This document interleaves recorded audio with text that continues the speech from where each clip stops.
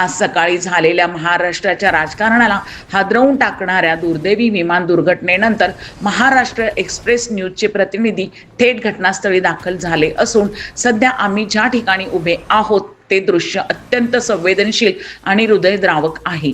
महाराष्ट्राचे उपमुख्यमंत्री अजित पवार यांच्या विमानाला आज सकाळी भीषण अपघात झाला। या दुर्घटनेनंतर संपूर्ण परिसरात एकच खळबळ उडाली आहे।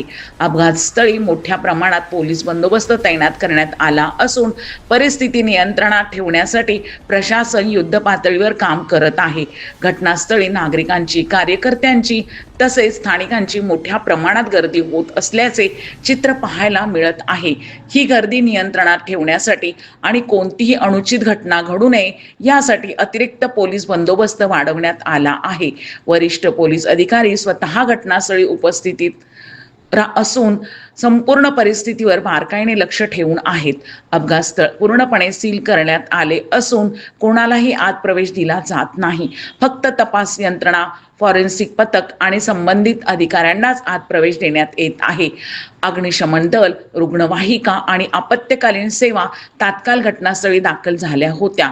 या दुर्घटनेची माहिती मिळताच राजकीय कार्यकर्ते, नागरिक आणि समर्थक मोठ्या संख्येने घटनास्थळी पोहोचत आहेत।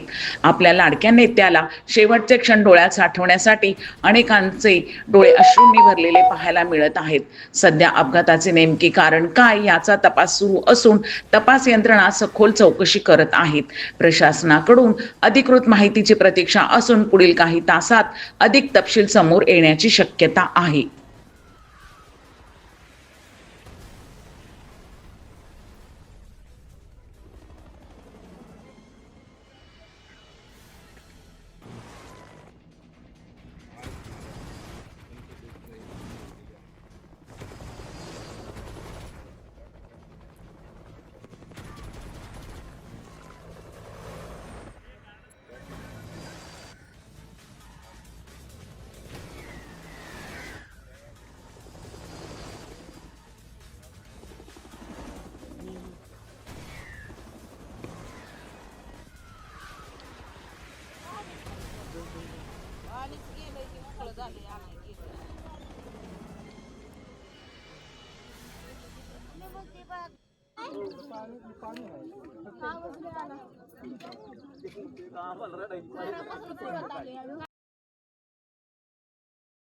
पारस मुत्था यांचा रिपोर्ट।